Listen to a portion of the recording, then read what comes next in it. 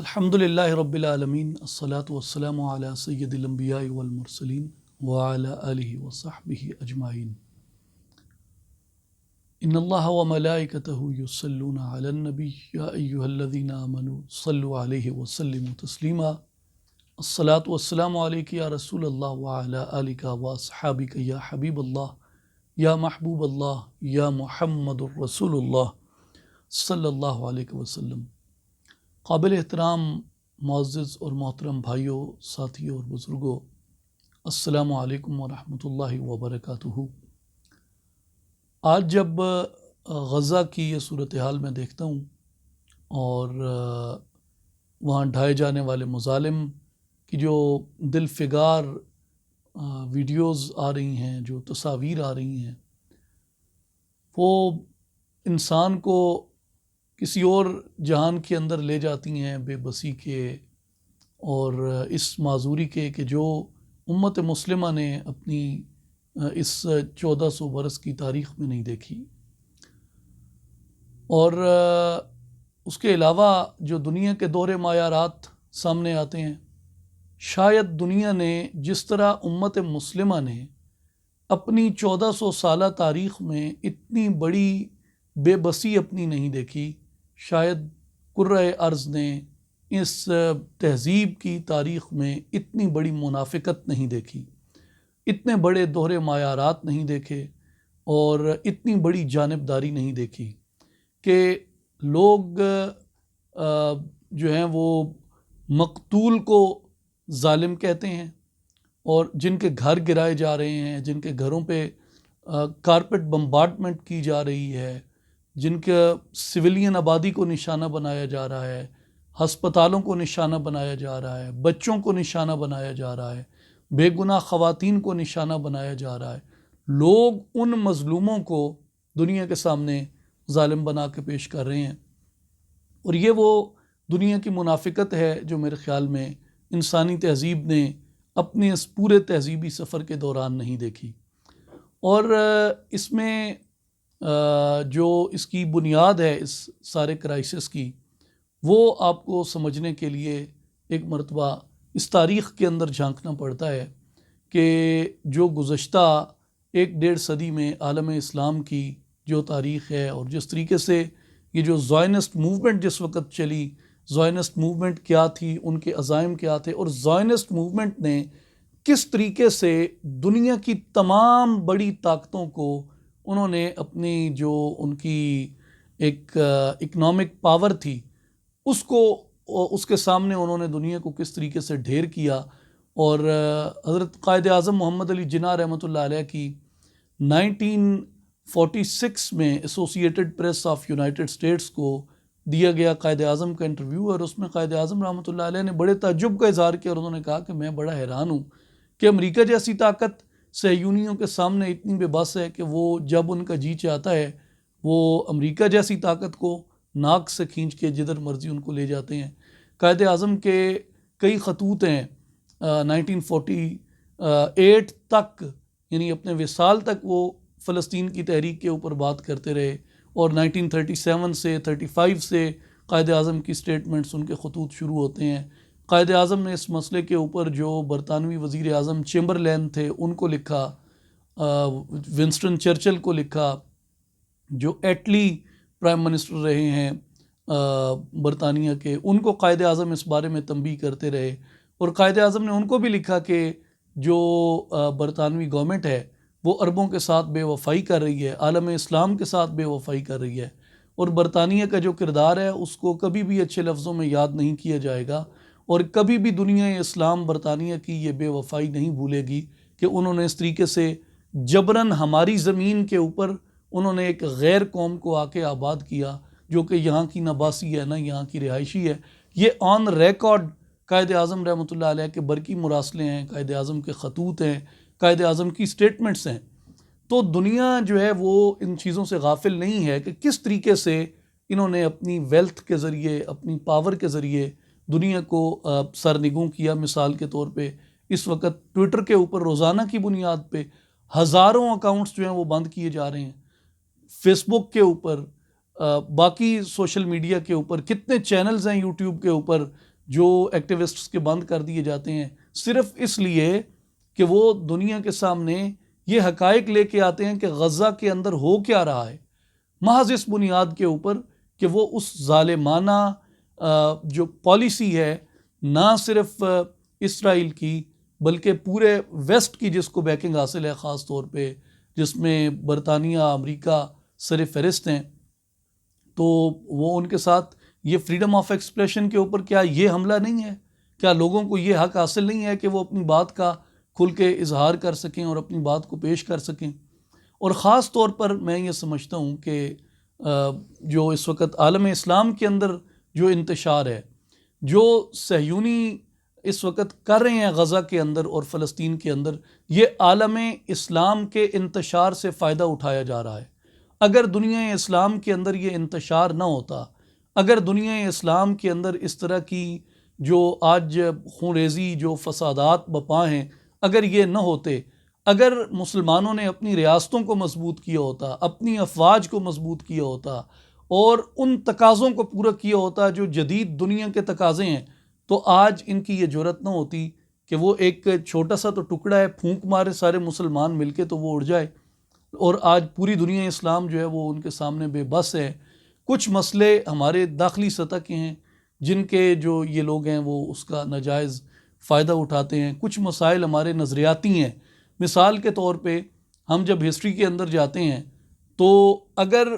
مسلمان اس جو مغربی تصور قومیت ہے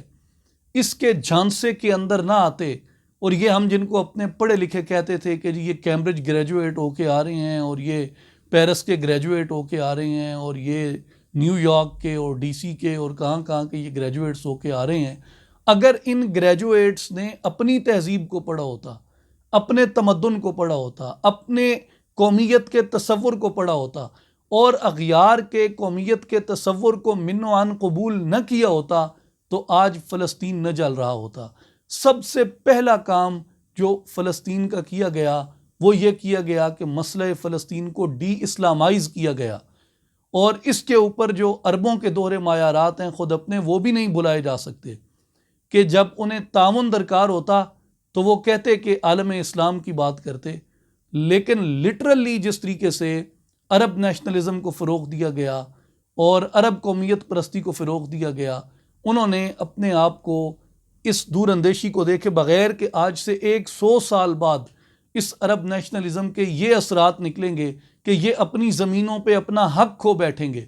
وگرنہ یہ پوری دنیا اسلام جو تھی یہ ایک تھی، اور وہ اس کس بنیاد پہ ایک تھی؟ وہ لا الہ الا اللہ محمد الرسول اللہ کی بنیاد پر ایک تھی۔ اور جس وقت ہم نے لا الہ الا اللہ محمد الرسول اللہ کو ترک کر دیا، اور یہ نظریاتی بحران تھا کہ ہم نے کلمے کے اوپر قومیت کو ترجیح دی، ہم نے کلمے کے اوپر رنگ و نسب کو ترجیح دی، تو اس کا نتیجہ یہ نکلا کہ ہمارا جو دھاک تھی، ہماری جو ہیبت تھی، ہمارے جو روب اور دبدبہ تھا بطور ایک امت کے، وہ اغیار کے سینوں سے نکل گیا، اس لیے کہ جو نظریہ ان کا دیا ہوا ہے وہ اس کو زیادہ بہتر جانتے ہیں کہ اس نظریے پہ ماننے والوں کو انہوں نے کس طریقے سے ٹیکل کرنا ہے، تو انہوں نے اس طریقے سے ہمیں اس کے اوپر بھگتایا ہے اور ہم اس کے اوپر بھگتے ہیں۔ اور آج بھی لوگ اس مسئلے کے اوپر بحث کرتے ہیں، جہاں اس کے اکنامک ایسپیکٹس ہیں، جہاں اس کے اسٹریٹجک ایسپیکٹس ہیں، جہاں اس کے اندر میڈیا وارفیئر انوالو ہے، جہاں اس کے اندر ڈیفنس کے فارن پالیسیز کے ایشوز ہیں، جہاں اس کے اوپر اپنے نیچرل ریسورسز کو اور اپنے ہیومن ریسورس کو استعمال کرنے نہ کرنے کے بارے میں جتنے مباحث ہیں، اس میں ہمیں یہ کبھی نہیں بھولنا چاہیے کہ اس ساری بحث میں اکانومی اپنی جگہ ہے، پاور پالیٹکس اپنی جگہ ہے، فارن ریلیشنز اپنی جگہ ہیں، باقی قانونی مسائل اپنی جگہ ہیں، لیکن نظریاتی مسئلہ اپنی جگہ پر موجود ہے۔ اور جب تک دنیا عرب نے جو کچھ کیا پچھلی 1.5 صدی میں، اور خاص طور پہ 19ویں صدی کے اختتام اور 20ویں صدی کے آغاز سے جو نظریات عربوں نے قبول کیے، لارنس آف اریبیا اور بہت ساری اس طرح کی، اس کے اندر لوگ گنوائے جا سکتے ہیں، تو جو کچھ عربوں نے کیا نظریاتی سطح پہ اسلام کی سیاست کے نظریاتی محاذ کے اوپر، جب تک عرب اس کو انڈو نہیں کرتے، عرب دنیا کبھی اپنے مسائل سے نہیں نکل سکتی. اور مسئلہ فلسطین جو ہے، چونکہ وہاں پہ جو ہمارے مسلمان بھائی آباد ہیں وہ اپنے نسب کے اعتبار سے یا اپنی زبان کے اعتبار سے عربی زبان بولتے ہیں، اور اگر ہم نے عرب لیگ سے زیادہ OIC کو اہمیت دی ہوتی، اگر ہم نے GCC سے زیادہ OIC کو اہمیت دی ہوتی، آج یہ قتل عام عربوں کا نہ ہوتا. آج دنیا عرب کے اندر یہ اتنا بڑا جو مسئلہ اٹھ چکا ہے یہ نہ ہوتا. ہمارے پاس اس سے مختلف آپشنز جو ہیں وہ موجود ہوتے. تو اس لیے آج بھی میں اپنی جو یوتھ ہے وہ چاہے پاکستان کے اندر بیٹھ کے سوچتی ہے، وہ ہندوستان میں ہے، وہ بنگلہ دیش کے اندر ہے، وہ ساؤتھ افریقہ کے اندر ہے، وہ دنیا کے کسی بھی کونے کے اندر بیٹھی ہے، وہ مڈل ایسٹ کے اندر بیٹھی ہے، وہ سنٹرل ایشیا کے اندر ہیں، میں اپنے یوتھ فیلوز سے یہی گزارش کروں گا کہ آپ اپنی تاریخ کو اپنے آئینے سے پڑھیں، آپ اپنی تاریخ کو اپنی نظر سے پڑھیں. مسئلہ فلسطین پہ بہت اچھی کتاب ایک اورینٹلسٹ نے لکھی ہے، ایڈورڈ سعید، بڑا دنیا کے اندر ان کا ریگارڈ ہے. انہی کی کتابیں ہیں دو، وہ پڑھنے لائق ہیں. ایک کلچر اینڈ امپیریلزم ہے، ایک اورینٹلزم ہے. آپ کو یہ کتابیں پڑھ کے پتہ چلتا ہے کہ یہ جو ہمارے ہاں لوگ عربوں کو، ترکوں کو، پٹھانوں کو ہمارے ہاں جو تاریخ پڑھائی جاتی ہے، اور خاص طور پہ جو لوگ انگریزی کتابیں پڑھ کے سیکھتے ہیں تاریخ کو، وہ عربوں کو، ترکوں کو، پٹھانوں کو کہتے ہیں جی یہ ڈاکو تھے، ڈکیت تھے، یہاں لوٹ مار کرنے آئے تھے. لوگ جب آپ مغربیوں کی تاریخ کیا ہے، یہ تو خود ہندوستان کے، میرا ان سے بڑا نظریاتی اختلاف ہے، لیکن جو کچھ ششی تھرور نے اپنی کتاب ایرا آف اینڈ ڈارکنس کے اندر لکھا ہے کہ ہندوستان میں سب سے بڑی ڈکیتی کرنے والا، سب سے بڑا ڈکیت برطانیہ تھا، اور برطانیہ سے بڑی ڈکیتی کسی نے نہیں کی ہندوستان کے اندر. یہ جو پاک و ہند ہے، بنگال ہے، یہاں پہ ٹھیک ہے ترک آئے، عرب آئے، پٹھان آئے، لیکن یہاں کی جو ویلتھ تھی وہ یہیں پہ لگی ہے. یہاں کی ویلتھ سے یہیں پہ فتح پور سکری کے اندر بنا جو بنا، دلی بنا جو بنا، ملتان بنا جو بنا، لاہور بنا جو بنا، تاج محل بنا جو بنا، جو کچھ یہاں کی ویلتھ تھی وہ یہیں پہ استعمال ہوئی ہے. یہاں سے کسی پٹھان نے، کسی ترک نے، کسی عرب نے ویلتھ اٹھا کے نہ وہ افغانستان لے گئے، نہ وہ عرب میں لے گئے، اور نہ وہ باقی علاقوں کے اندر سنٹرل ایشیا میں لے کے گئے. لیکن اگر کوئی یہاں کی دولت چرا کر، چھین کر لے گیا ہے تو وہ مغرب تھا. اور نہ صرف ہندوستان میں، جہاں جہاں ویسٹرن کالونیز رہی ہیں وہ یہی سارا کچھ انہوں نے کیا. اور آج تک کانگو کس بات کی سزا بھگت رہا ہے؟ وہ یہی سزا بھگت رہا ہے کہ جو کانگو کی ویلتھ ہے وہ کانگو میں نہیں لگتی، بلکہ کانگو کے جواہرات جو ہیں وہ یورپ کی منڈیوں کے اندر جا کے بکتے ہیں. تو آپ، میری تمام یوتھ سے یہ گزارش ہے کہ آپ اپنی تاریخ کو اپنے نقطۂ نظر سے پڑھیں. اور یہی ہمارے ساتھ ٹریجڈی ہمارے نظریاتی محاذ کے اوپر ہوتی ہے. ہمیں یہی کہا جاتا ہے کہ جی آپ کا جو جغرافیہ ہے وہ آپ کی قومیت طے کرتا ہے، آپ کا رنگ و نسل آپ کی قومیت کو طے کرتی ہے، آپ کی زبان آپ کی قومیت کو طے کرتی ہے. یاد رکھیں، مسلمانوں کے لیے نہ جغرافیہ قومیت طے کرتا ہے، نہ رنگ و نسل قومیت طے کرتی ہے، نہ زبان قومیت طے کرتی ہے. مسلمانوں کی قومیت کلمہ طیبہ سے طے ہوتی ہے، لا الہ الا اللہ محمد الرسول اللہ سے طے ہوتی ہے. مسئلہ فلسطین کی بنیاد جو ہے، جو اس کے اوپر برطانوی قبضہ ہے، جس وقت الائیڈ فورسز نے آ کے عرب پہ قبضہ کیا، جس وقت جو آٹومن امپائر تھی یا کیلیفیٹ تھی اس کو جس وقت ڈس انٹیگریٹ کیا گیا، اور یہاں پہ سارے یورپینز نے مل کے جس طریقے سے انویژن کی ہے، کس چیز کا فائدہ اٹھایا؟ نظریاتی بحران کا فائدہ اٹھایا گیا، عرب نیشنلزم کو فروغ دیا گیا. اور علامہ اقبال رحمۃ اللہ علیہ نے اس وقت جو اس کے اوپر کریٹیک کی ہے وہ ساری یہی تھی کہ آنچ باتو خیش کر دی کس نہ کرد، روح پاک مصطفیٰ آیت بدرد. کہ عرب نیشنلزم کا نعرہ لگا کہ تم نے اپنے آپ کے ساتھ جو کیا ہے، روح مصطفیٰ کو تکلیف دی ہے تم نے. کہ اس عرب کو عرب بنانے والا کون تھا؟ کرے یہ کافر ہندی بجرات گفتار، اگر نہ ہو امرائے عرب کی بے ادبی. یہ نکتہ پہلے سکھایا گیا کس امت کو، چراغ مصطفی سے شرار بولہبی. نہیں وجود حدود و ثغور سے اس کا، محمد عربی سے ہے عالم عربی. عرب تو حضور سے ہے. عرب کو دنیا کے اندر جو عزت ملی، بدوؤں کو، بیٹیوں کو زندہ درگور کرنے والوں کو اگر عزت ملی تو اسلام سے ملی، تہذیب ملی تو اسلام سے ملی، رونق ملی تو اسلام سے ملی. تو یہ وہ بنیادی بات ہے. لیکن اس وقت دنیا کی جو اس کے اوپر خاموشی ہے، جو اس کے اوپر دوہرے معیارات ہیں، ان کو ضرور دنیا کے سامنے ایکسپوز کرنا چاہیے. اور اس وقت دنیا اسلام کو اپنے ان مسائل کے اوپر غیر جذباتی انداز میں لیکن بہت دور اندیشی کے ساتھ سوچنے کی اور غور و فکر کرنے کی ضرورت ہے. اور یہ جو ایک اس وقت جارحیت ہے، اس میں دنیا اسلام کو ایک مشترکہ مطالبہ آرمز امبارگو کا کرنا چاہیے کہ دنیا کا کوئی ملک بھی وہ اسرائیل کے ساتھ جو ہے وہ آرمز کی تجارت نہ کرے، نہ ان سے خریدے اور نہ ان کو فروخت کرے. اور اس کے ساتھ ساتھ جو اکنامک پابندیاں ہیں دنیا کے کسی بھی ملک پہ جارحیت کرنے کی وجہ سے لگائی جاتی ہیں، وہ اسرائیل کے اوپر لگائی جانی چاہیے. اور اسلامک سمٹ اس کے اوپر ایک زوردار ہونا چاہیے. اور پاکستان کا،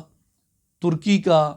ایران کا، سعودی عرب کا، ملائیشیا کا اور جتنے طاقتور مسلمان ممالک ہیں ان کا جو کردار بنتا ہے ان کو اپنا وہ کردار ادا کرنا چاہیے. اور اللہ تبارک و تعالیٰ کے حضور بھی یہ دعا کرنی چاہیے کہ وہ ہمارے گناہوں کو معاف کرے اور ہماری بے بسی کو زائل فرمائے، ہماری مدد اور ہماری نصرت فرمائے، اور ہمارے حکمرانوں کو وہ فیصلے کرنے کی توفیق عطا فرمائے جو رسول پاک صلی اللہ علیہ وآلہ وسلم کی اس میراث کو سیدنا فاروق اعظم اور ابو عبیدہ بن الجراح رضی اللہ عنہما کی اس میراث کو محفوظ کر سکیں. اور وہ امانت جس پہ سلطان صلاح الدین ایوبی، عبدالحمید ثانی اور ان جیسے تمام لوگوں نے پہرا دیا، اس امانت کو محفوظ بنانے میں کامیاب ہو سکیں، القدس کو، قبلہ اول کو محفوظ بنانے میں کامیاب ہو سکیں. وآخر دعوانا ان الحمد للہ رب العالمین.